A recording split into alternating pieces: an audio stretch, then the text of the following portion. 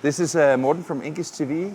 We are today in a fabulous place called Studio on Fire in Minneapolis, and I'm here with Eric, who will give me a little introduction to the KAMA PC76 machine that does a lot of things for the company. You will in a short time also see the full interview we did with Ben, who is the owner of the company. But Eric, good to see you. Good to see you.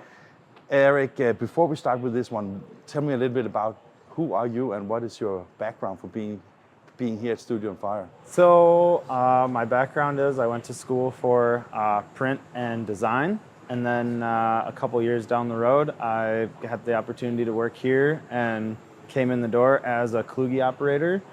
And shortly after that we got the KAMA, and I got to step on board and learn how to run that. So I haven't been in the industry like an insanely long amount of time, but so far, I've got to experience a lot of different machines, and I enjoy it a lot. I was just about to say, because if you have like craftsmanship and background in like this, and you come into a place like Studio on Fire, I guess you can't find much better places to basically explore all what you have learned, right? Exactly, yeah. We get kind of spoiled around here. Mm-hmm. So the reason why I asked you about the Pro-Cut 76 is because I'm a little bit curious, because it is a machine that has a different form factor than what you often see in these types of machine. And every time I talk to both an operator but also an owner of this machine, they're very, very happy with it. So can you tell me a little bit what makes this stand out from what you normally see? I think this one, the registration system and how tight it can hold that registration across thousands of sheets is probably for me what kind of blows the other machines out of the water. I also really like that you can switch back and forth between processes like foil stamping and die cutting really quick, so your make-ready times are decreased and without burning your hands, right? Exactly. Yeah. Okay, super. So let's walk through the process, because here is the feeder, right? Yep. So what do I see here? Because I see a Heidelberg, and I thought it was a KAMA. Yeah. So on the feeder end of things, we have a Heidelberg feeder, much like you'll probably see on a lot of offset presses and stuff like that. And this feeder will just, this one just hums along nicely. So basically you have like a lift here, take it down, put in the, let's say the pallet, and then basically you adjust the machine to the size that you have on the press, right? Yeah. So right now this sheet, we can see at the back of our feeder we have some size guides and dimensions there. And you really like that in millimeters, right? Yeah. Well, honestly, I would change all the machines over to metric if I had the choice. Okay. But yeah, so you just take the size of your sheet and then center it up on in your feeder, and then set your gripper the same way. Yeah. So that's pretty easy to set that up, or yeah. Okay. And then basically when you then click the button and get it back to the position, then the feeder is basically handling it, getting into the gripper, basically, right? Yeah. So that is like, so the feeder will load up this table up here, and then it'll get to the gripper, register the sheet, and then away it goes. And what are the settings here? So here we just have up, down, and stop the pile. Then we have some air blasts for the front sides of the pile. Mm-hmm. We have an air blast for across the whole front of the sheet. Okay. And then this is our vacuum belt adjustment. Okay. That'll adjust how much the vacuum table's pulling down. Okay. And here's the manual for... These are for our side standards, to move that pile back and forth. Yeah. So that was like the measures you spoke about before, where you okay, great. Exactly. And then what is this? This is electricity or power? Yeah, that's all the power and electronic cabinet and all that. That has all of our drives for foil pull and respool and stuff like that in there as well.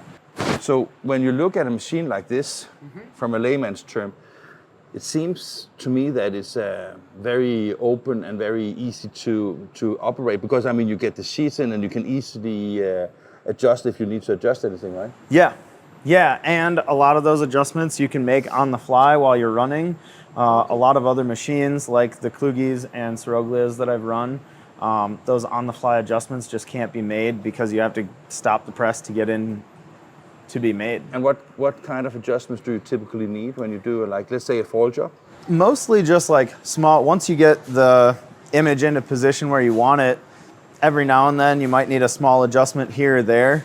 And this machine makes that really easy with the micro adjustment knobs. So that's down there. Okay. Yeah, for your side to side, and then you also have micro adjustment for your lead to tail adjustment. Okay. As well. But I thought that because you have a camera system here, right? Mm-hmm. I thought that when you have the sheet coming into the machine that it did pretty much everything itself, but you still need to like set up the machine for the first sheet, and that is what you do basically, or... So that's another part of it. This machine has multiple different registration systems. So the way I have this job set up, since there's no target on the sheet, we're just running regular registration. So we're using front lays and a side lay system. And then you can change the mode if you are working with, say, an offset sheet, or a previous foil pass has put down a target mark on there. Then you can line that up with the camera, and the camera will kind of do all the work for you. I forgot to ask you one thing, because when you have the feeder, for example, right, and you talk about the size, so it comes in the at the what's it called, the width in the machine, right, of the paper, right? Yep. So that basically takes it in on the what's it called, the long edge, right? Yep. Is that an advantage, or how do? I would say, yeah, this one I really like that it comes down. I think a lot of people would look at this machine and be like, oh, it makes a 90-degree turn in the middle of it, but it comes down the table, you get to feed off of the long edge, and it comes in and registers at that long edge first, and then hits the side lay. And does it have any meaning when you, let's say, align on the long edge? Because that's like, it has a longer edge. Does it mean that it's more precise than if you did it on a short edge? Or? Yeah. Yeah, okay. Mm-hmm. And I mean, now you have like a relatively small sheet in it. Is it as easy to operate when you have larger sheets, or is that? So I actually think I prefer a larger sheet to a smaller sheet. A larger sheet, this machine also has an inside set of front lays and an outside set of front lays. So when you're running a larger sheet, you can activate a different set, and you're going to have a wider base to that sheet to reference off of. Okay. We have two screens here. What are they used for? So this is your regular running screen. This has all of your machine controls that you're going to use while you're running. Mm-hmm. That screen up there is actually going to be just our camera. So if you look up there now. So that's where you see. Yeah, that's how you kind of set up your camera and get your mark in focus. So you can use your controls here to make sure you have the right contrast for your mark, and that your camera is positioned the correct way. Right? Yeah. Yeah. So yeah, that's how you would set up the camera system. But this screen is going to be controlling the machine, and then that screen up there is just going to show you what the camera is seeing on each sheet, and let you know if the two values up there, the X and Y value on that screen, are going to tell you how far it has to move, which direction. So then that'll kind of clue you into what kind of adjustments you need to make. So is that the main operator position? Is that here? Because you also have like a, let's say, we see that in a second, but is that where you typically operate the machine from? I'll usually start operating here, and then most of the time I'll be on the delivery end of things, so I can keep an eye on the results and make sure we're making any changes when they need to be made. But for the most part, I'm kind of bouncing around. There's not one set spot where I'm hanging out. Then you have the paper coming. It's aligned. Now goes into either the foiling or the hot stamp, or the die cutting, basically. Now you have, let's say, one foil on. Could you have several rolls on it, or? Yeah. So the way this works, we only have two bars at the back of the press to mount foil, but depending on the width of those webs, you could have multiple different rolls. And then we have two pulling axes, so you could have two separate foil pulls, and then there's one re-spool, and it's segmented all the way across there, so you can have different foils re-spooling on the same axis, but it only takes up one spot that way. Mm-hmm. And one of the things we spoke about just when we started was that you can easily change from foiling to die cutting, for example, right? Or you can also use it for embossing and things like that, right? Yep. Everything that is with the tuning, basically, Yep. right?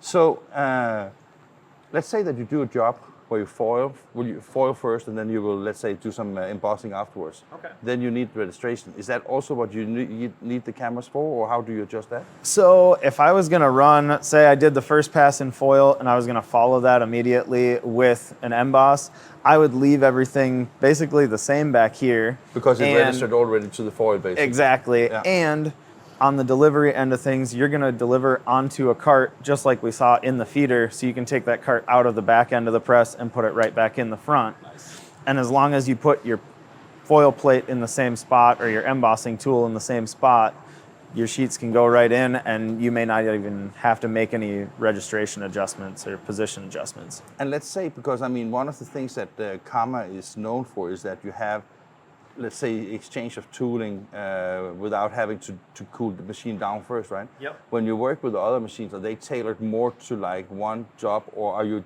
you need to cool them down, or how does, I mean, because I guess that when you look at it, it's also about productivity, how you get work through the machine, right? Yeah. So other machines, like my previous experience on Kluges, if you were going from a hot process to a cold process like die cutting, you would want to let the machine cool down a little bit because there's so much heated mass that's going to hold that heat for a while. This machine, being that the chase is the only part that heats up, it cools down and heats up in a really short period of time. So that sounds to me like a huge advantage, right? It's huge, yeah. Okay. Let's go and check what you have here. So this is where the magic happens, right? Yep. And unfortunately, you don't get to see a lot of that magic happen since it's all closed in They and all always keep things away from us, Yeah. right? Yeah. But you've seen it, right? Yeah. Right, yeah. So basically, here you have the one roll of the foil, as you mentioned before, and it's hot stamped inside the machine. And if you then wanted to have the embossing, as we spoke about, where would you place that? So your embossing counter is going to go down on the bottom half. Do you want me to pull that? Yeah. I can pull that stamping base out. If easy peasy for you, then yeah. Yeah. So that is the tooling for. So this is just kind of a rack to support the stamping base when you pull it out. So that sits in your delivery like that. So And then- so the form would be here, basically. Yeah. Yeah. So So your stamping base would pull out like that. Okay. Your glass board would come off of there, and then your embossing counter would go on top of there. Yeah. And then your copper or brass tool would be up on the other side on the chase. that looks pretty simple, even to a layman like me, right? It's one of my favorite parts of the press because it's really easy to pull your make ready sheet out, pull your glass board up, and add any spot patching or anything else that you need to add in order to get your stamping result. Put that back down, and then this just slides right back into the machine and locks in place. Smart. And then a simple click, and then it's mounted. Yep. Basically. Wow. And that basically means that when you make a change, it is in minutes. You're basically up and running again, right? Yeah. Smart. And then you have, like, of course, the pallet for the finished product, and you can open up here, so you can basically take it out with a pallet lifter, or you have it on wheels already. Yes, Right? yeah. All these carts are on wheels, so that just drops straight down out of there, and then it sets it down on the floor for you, so you don't really have to. There's no lifting or anything like that involved, Yeah. and then it rolls right out, and you can roll a new one back in. Yeah. That is, I guess, from an operator's perspective, that is not too bad either, right? Yeah, and your guides in your delivery are going to help you position that Yeah.